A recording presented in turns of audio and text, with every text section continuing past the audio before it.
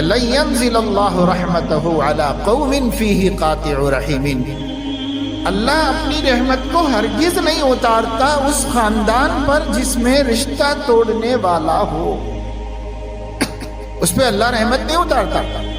اب کتنی نمازیں پڑھ کے صلاۃ الحاجت پڑھ کے رحمت مانگ رہے، اللہ دینا چاہ رہا، رستے میں رشتہ داری اٹکی ہوئی، کیوں؟ رشتہ توڑے ہوئے ہو، آ رہے رحمت وہی رک جا رہی ہے۔ آپ لینا بھی چاہ رہے ہیں، اللہ دینا بھی چاہ رہے ہیں، لیکن آپ کی قطع رحمی کا جرم اللہ کی رحمت کو روک رہا۔ لن ينزل اللہ رحمتہ علی قوم فیہ قاطع رحم، جس میں رشتہ توڑنے والا ہے اس گھر پہ اللہ کی کوئی رحمت نہیں۔ اور رشتے بہت لوگ توڑے ہوئے، مختلف صورتوں سے توڑے ہوئے ہیں۔ کہیں کسی وجہ سے ناراض ہو گئے، رشتہ داری میں ہم نے اپنی بیٹی کو دیا تھا، انبن ہو گئی، نہیں جمع، طلاق ہو گئی تو طلاق ہو گئی، رشتہ تو ختم نہیں ہوا۔ آپ کے بیٹے کی، آپ کی بیٹی جو میاں بیوی تھے اب وہ میاں بیوی نہیں رہے، بس اتنا ہی تو ہوا۔ باقی خالہ تھی تو خالہ باقی ہے، پھوپھی تھی تو پھوپھی باقی ہے، ماموں تھا تو ماموں باقی ہے۔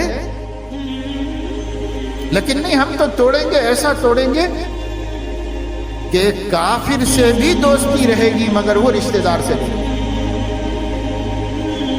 کیوں؟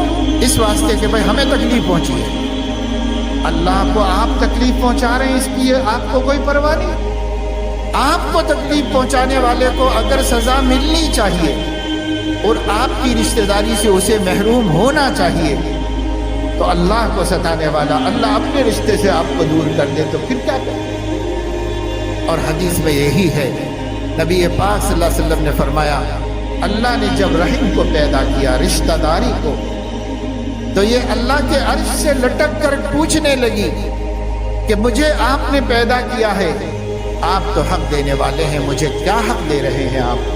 تو اللہ نے فرمایا، جو تجھے جوڑ کے رکھے گا میں اسے اپنے سے جوڑ کے رکھوں گا، اور جو تجھے توڑے گا تو میں بھی اس کو توڑ کے رکھوں گا۔ اتنا بڑا حق اللہ نے رشتہ داری کو عطا فرمایا، لیکن ہمیں اس کی کوئی پرواہ نہیں ہے۔ دوستی نہیں ٹوٹنا چاہیے، رشتہ چاہے ٹوٹ جائے۔